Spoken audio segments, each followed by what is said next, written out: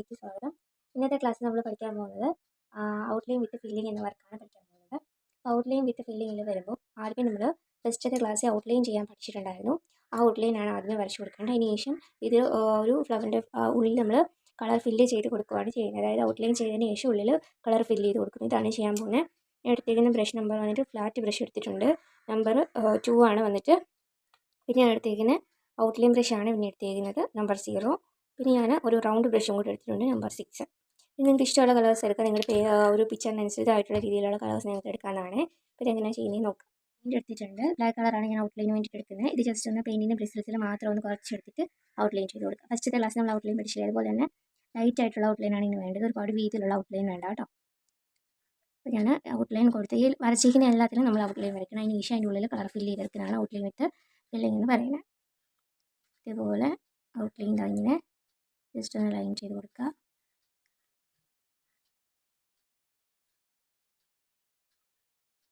കണ്ടോ, ഈ ഒരു രീതിയിൽ തന്നെ നമ്മൾ മുഴുവനും ചെയ്തെടുക്കുകയാണ് ചെയ്യേണ്ടത്. ഓൾറെഡി നമ്മൾ ഔട്ട്ലൈൻ എങ്ങനെ ചെയ്യുന്നതെന്നുള്ള ക്ലാസ്സിൽ പഠിച്ചിട്ടുണ്ടായിരുന്നു. അപ്പോൾ ആ ഒരു രീതിയിൽ തന്നെ ഔട്ട്ലൈൻ ചെയ്താൽ മതി. ഇപ്പോൾ ഞാനിത് ഫുള്ളൊന്ന് ഔട്ട്ലൈൻ ചെയ്തെടുക്കട്ടെ. അതിന് ശേഷം കാണിച്ചു തരാവേ. ഔട്ട്ലൈൻ ഫുള്ള് വരച്ച് കഴിഞ്ഞിട്ടുണ്ട്. ഇനി നമുക്ക് ചെയ്യേണ്ടത് ഇതിനകത്ത് കളർ ഫില്ല് ചെയ്യുകയാണ് ചെയ്യേണ്ടത്. അപ്പോൾ നമ്മൾ ഔട്ടർ ലൈൻ ഒന്ന് ഡ്രൈ ആയതിനു ശേഷം വേണം നമ്മൾ അകത്ത് ഫില്ല് ചെയ്യാൻ. അല്ലാന്നുണ്ടെങ്കിൽ അകത്ത് കളർ ഫില്ല് ചെയ്യുന്ന സമയത്ത് പടർന്ന് പിടിക്കും. നന്നായിട്ടൊന്ന് ഡ്രൈ ആയതിനു ശേഷം ഡ്രൈ ആയിട്ടുണ്ട്. നമുക്ക് ഇതിനകത്ത് കളർ ഫില്ല് ചെയ്ത് കൊടുക്കാം. അപ്പോൾ ഞാനിവിടെ എടുത്തേക്കുന്ന ഒരു ഓറഞ്ച് ഷെയ്ഡാണ് ഞാനിവിടെ എടുത്തേക്കുന്നത്. നമുക്ക് ഇവിടെ ഫില്ല് ചെയ്ത് കൊടുക്കാം. അതിന് വേണ്ടിയിട്ട് ഞാനിവിടെ എടുത്തേക്കുന്ന ബ്രഷ് നമ്പർ ഫ്ലാറ്റ് ബ്രഷാണ്. അത് നമ്പർ 2 ആണ് എടുത്തേക്കുന്നത് കേട്ടോ. അപ്പോൾ നമുക്കിത് തന്നെ ചെയ്യുന്നത് നോക്കാം. ഇതിൽ ഞാൻ വാട്ടർ മിക്സ് ചെയ്തിട്ടില്ല. ഡയറക്റ്റ് പെയിൻറ്റ് ഇതിലേക്ക് അടിക്കുകയാണ് ചെയ്യുന്നത്. ഇതേപോലെ ബ്രഷ് ഫ്ലാറ്റ് ബ്രഷാണെങ്കിൽ അതിനനുസരിച്ച് തന്നെ വെച്ച് ചെയ്യുക. നേരെ പിടിച്ച് ചെയ്യണം. അത് ഈ കോർണറിലൊക്കെ വരുന്ന സമയത്ത് നേരെ പിടിച്ച് ചെയ്യാതെ ഒന്ന് ചെടിച്ച് പിടിച്ചിട്ട് ചെയ്യാം കേട്ടോ. ഇതേപോലെ ഔട്ട്ലൈൻ പോകാത്ത രീതിയിൽ വേണം ചെയ്യാനായിട്ട്. ഇതേപോലെ നീറ്റായിട്ട് എഡ്ജൊക്കെ ചെയ്ത് പോവുക. ആ ഒരു ഔട്ടർ ലൈനെ ഒട്ടും ഫെയ്ഡ് ചെയ്യാതെ നമ്മൾ നീറ്റായിട്ട് ചെയ്തെടുക്കുകയാണ് ചെയ്യേണ്ടത്.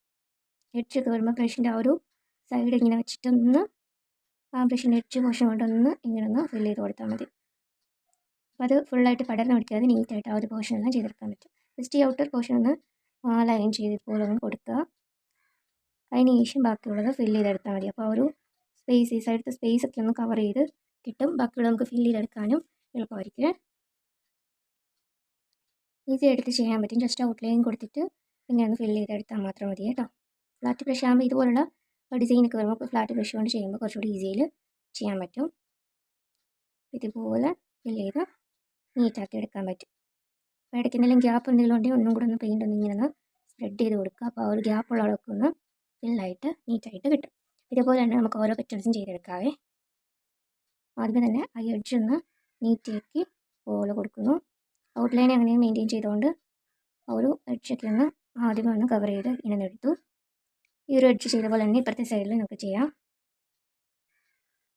അത് കുറച്ച് വലിപ്പമുള്ളൊരു പെറ്റൽസ് ആയതുകൊണ്ടാണ് ഞാനിവിടെ ഒരു ഫ്ലാറ്റ് ബ്രഷ് എടുത്തേക്കുന്നത്. ഈ ഫ്ലാറ്റ് ബ്രഷ് നമ്പർ 2 ആണ്. ഒരുപാട് വലിപ്പമൊന്നുമില്ല, മീഡിയം സൈസിലെ ബ്രഷാണ്. നിങ്ങൾക്ക് പാടാണെന്നുണ്ടെങ്കിൽ റൗണ്ട് ബ്രഷൊക്കെ വെച്ചിട്ടും ചെയ്യാം കേട്ടോ.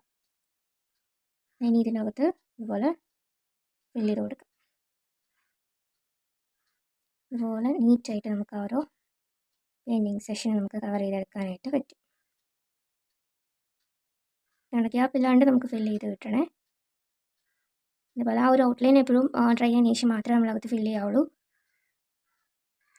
ഇത് നമ്മൾ ഫില്ല് ചെയ്ത് കൊടുത്തിട്ടുണ്ട്. അപ്പോൾ ഇതേപോലെ തന്നെ നമുക്ക് ബാക്കിയുള്ള പെറ്റൽസും ചെയ്തെടുക്കാം.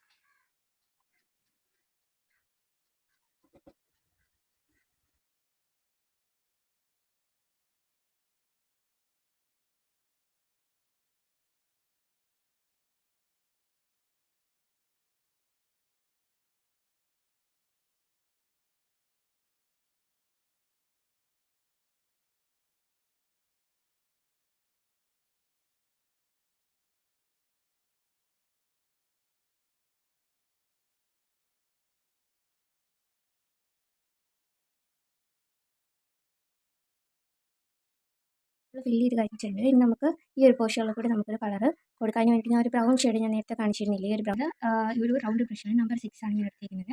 ഇത് വെച്ചിട്ട് നമുക്ക് ഇവിടെ ഒന്ന് കളർ ചെയ്ത് കൊടുക്കാം. ഇവിടെ ഫുൾ ഓറഞ്ച് ഷെയ്ഡാണ്. ഔട്ട്ലൈൻ എല്ലാം കൊടുത്തിട്ടുണ്ട്. ഇവിടെ ഓൾറെഡി ഔട്ട്ലൈൻ ഉണ്ട്.